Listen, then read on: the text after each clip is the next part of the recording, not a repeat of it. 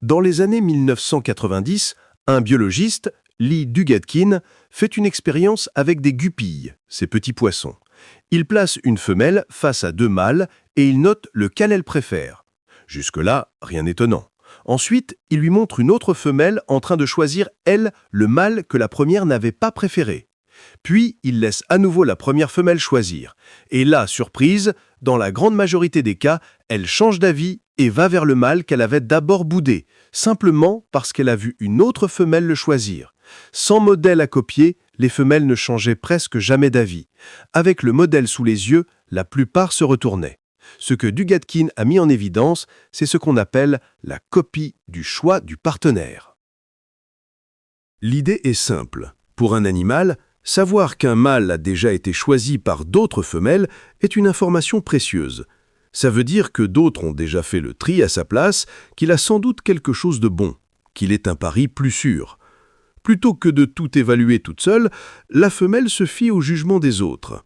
Et l'être humain, sur ce point, n'est pas si différent du guppy. Chez les humains, plusieurs études vont dans le même sens.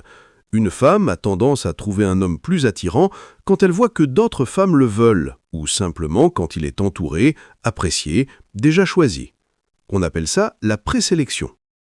L'effet est sans doute plus discret chez nous que chez le poisson, mais il est bien là. Et tu l'as sûrement déjà observé. Le même homme, seul dans son coin ou entouré de gens qu'il apprécie, n'est pas perçu de la même façon. Dans le deuxième cas, il a déjà passé un test invisible. Et chez les humains, ce n'est pas qu'une intuition, c'est mesuré. Des chercheurs ont montré la même photo d'un homme à des femmes, en précisant à un groupe qu'il était célibataire, à un autre qu'il était déjà en couple. Résultat, beaucoup le trouvaient plus attirant quand on le disait déjà pris. Le simple fait qu'une autre femme l'ait choisi le rendait, à leurs yeux, plus désirable. C'est la présélection en action, sur de vrais humains, pas sur des poissons. Un homme, validé par une femme, a déjà passé un test invisible, là où l'homme seul doit le repasser à 0 à chaque rencontre. Comprends bien ce que ça implique. Ta valeur n'est pas jugée que sur toi, elle est jugée, en partie, sur le regard que les autres portent déjà sur toi. Et il y a un effet plus troublant encore, que les chercheurs appellent le braconnage de partenaires. Non seulement un homme déjà pris paraît plus attirant, mais certaines femmes sont spécifiquement attirées par les hommes en couple, justement parce qu'ils sont pris. La logique, inconsciente, est implacable. Un homme qu'une autre garde précieusement est sans doute un bon, et le lui prendre, c'est gagner un partenaire déjà testé et validé. Ça explique un phénomène que beaucoup d'hommes vivent sans comprendre. Des années de célibat dans l'indifférence générale, puis, dès qu'ils sont en couple, des occasions qui surgissent de partout. Ce n'est ni un hasard ni de la malchance inversée, c'est la présélection poussée à son extrême. Sache-le, non pour en profiter bêtement, mais pour ne pas tomber des nues, le jour où ça t'arrive. J'ai un copain qui est resté célibataire un bon moment, un mec bien, mais qui ne décollait pas côté rencontre. Il plaisait moyen, on va dire. Et puis un jour, il se met en couple avec une fille rencontrée en vacances. Rien d'extraordinaire au départ, sauf que là, j'ai vu un truc fou se produire. À peine en couple, d'un coup, il s'est mis à plaire. Une ex à lui, disparue depuis des années, refait surface pour prendre des nouvelles. Une collègue qui ne l'avait jamais calculé le trouve soudain différent. Même des inconnus en soirée le remarquaient plus. Lui rigolait, un peu gêné. C'est quand je suis pris que tout le monde me veut, c'est n'importe quoi. Sauf que ce n'est pas n'importe quoi du tout. Une femme au bras d'un homme pour les autres, c'est comme un label de qualité. Si elle l'a choisi, lui, c'est qu'il doit valoir quelque chose. On appelle ça la présélection. Le mec seul, on l'ignore. Le même mec, validé par une femme, devient d'un coup intéressant. C'est injuste, c'est un peu bête, mais ça marche comme ça. Et mon copain est passé, du jour au lendemain, d'invisible à convoiter sans avoir changé d'un poil, juste parce qu'une femme, avant les autres, avait osé dire oui. Pourquoi ce réflexe ? Parce que choisir un partenaire est, comme j'avais déjà dit, l'une des décisions les plus coûteuses pour une femme, vu tout ce qu'elle investit dans la reproduction. Évaluer un homme à partir de 0, c'est long et risqué. Voir qu'il est déjà validé par d'autres, c'est un raccourci. Si plusieurs femmes le veulent, c'est qu'il vaut probablement quelque chose. La présélection, au fond, c'est de la sous-traitance du jugement. Le tri a déjà été fait, elle n'a plus qu'à suivre. Et voilà la partie utile, à condition de la jouer proprement. Un homme isolé, qui n'a personne autour de lui, qui ne parle à personne, qui n'est apprécié de personne, part avec un handicap invisible. Il n'a passé aucun test social.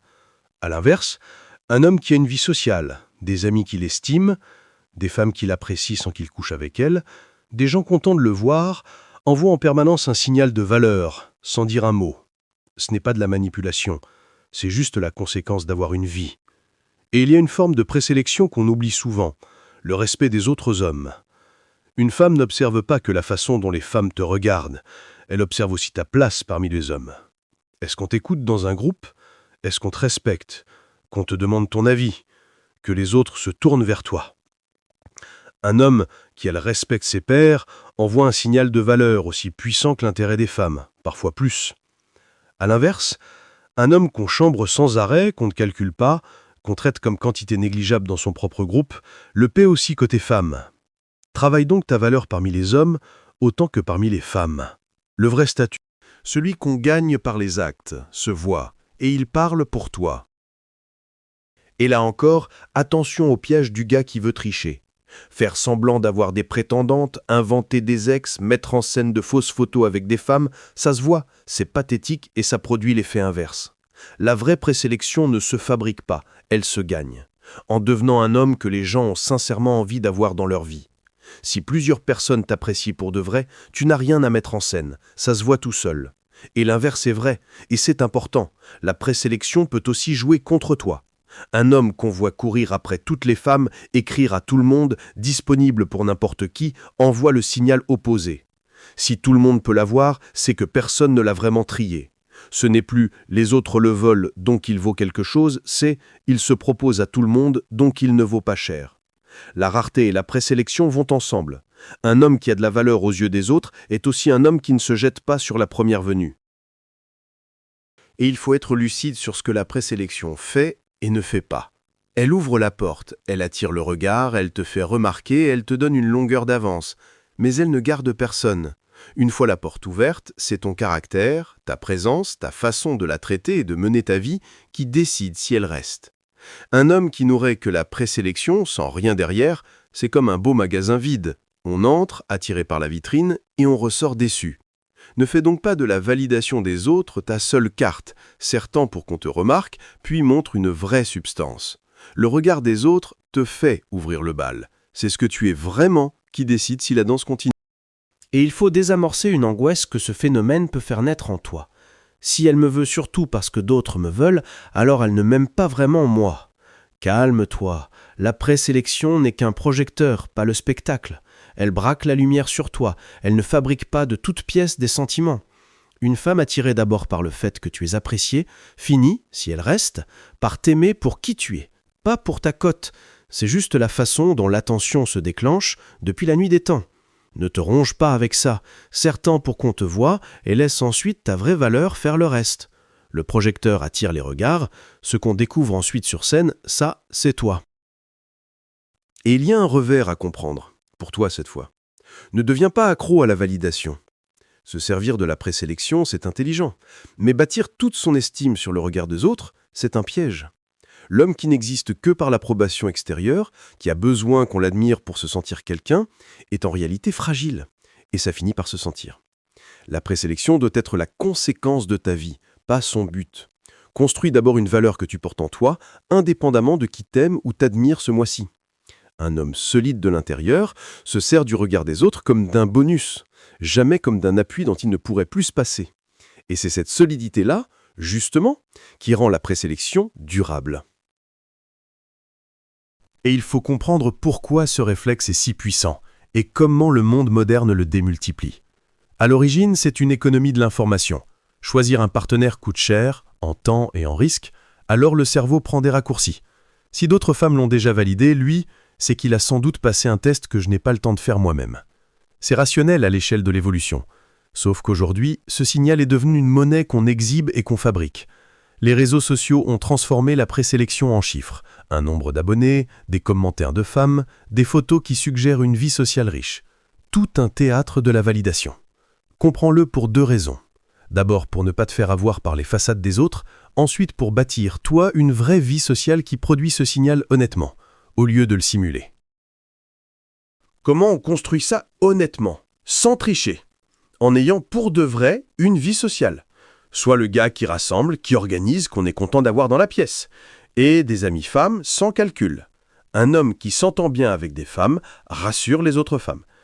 Si tu utilises des applis, choisis des photos où tu ris avec des gens en pleine activité, pas 10 selfies seuls devant un miroir. Deviens vraiment bon à quelque chose, un sport, une scène, un métier, parce que la compétence attire du monde autour de toi naturellement. Et à l'inverse, supprime les signaux de désespoir. Arrête de courir ouvertement après une seule femme, de liker chaque photo, de répondre en 3 secondes, de te montrer trop disponible. La présélection ne se fabrique pas avec des mensonges, elle se dégage toute seule d'un homme qui a déjà une vie pleine et des gens autour de lui. Concrètement, si tu pars de zéro côté social, ne cherche pas de raccourci, construis un cercle. Inscris-toi à une activité de groupe, un sport d'équipe, une association, un cours, n'importe quoi où l'on se voit régulièrement. Sois fiable, présent, sympa, rends service sans calcul, et avec le temps, tu deviendras quelqu'un que les gens apprécient et recherchent. Ça ne se fait pas en une semaine, mais c'est la seule présélection qui tienne vraiment, celle qui repose sur de vraies relations. Un homme entouré de gens qui l'aiment sincèrement n'a jamais à prouver sa valeur, elle se lit sur les visages autour de lui. Et il y a un effet en retour sur toi qu'il ne faut pas sous-estimer.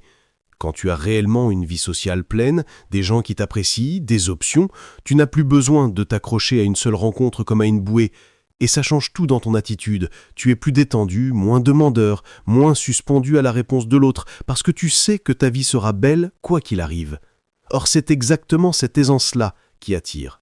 La présélection ne joue donc pas que sur le regard des autres, elle change ta façon d'être, et ta façon d'être se voit. Un homme qui n'a qu'une seule porte s'y agrippe et fait fuir. Un homme qui a une maison pleine de portes traverse la vie tranquille, et cette tranquillité, on la sent à 10 mètres. Et il y a une dernière forme de présélection, souvent ignorée des hommes, ta réputation. Les femmes parlent entre elles, bien plus que les hommes ne l'imaginent. La façon dont tu as traité tes ex, ton sérieux, ta fiabilité, tes éventuels coups bas, tout ça circule, dans un cercle d'amis, dans un quartier, dans un milieu. Un homme connu pour être respectueux, droit, fiable, arrive précédé d'une bonne réputation qui fait la moitié du travail. Un homme connu pour mentir, tromper, mal se comporter, a beau être charmant, le bouche à oreille le grille d'avance. C'est une présélection sur le long terme. Ce ne sont pas seulement les femmes qui te veulent maintenant qui comptent, c'est la trace que tu laisses derrière toi. Soigne-la parce qu'elle parle de toi quand tu n'es pas là. Alors arrête de vouloir convaincre une par une les femmes de ta valeur. C'est un combat épuisant et perdu d'avance. Construis plutôt une vie où ta valeur est évidente, des amis qui t'estiment, des gens contents de t'avoir là, un homme qu'on respecte sans qu'il ait à le réclamer. Un homme seul au monde, même brillant, repart de zéro à chaque rencontre. Un homme entouré n'a rien à prouver. Les autres l'ont déjà fait pour lui. Construis le cercle et le cercle parlera pour toi, plus fort que tous tes discours. À plus!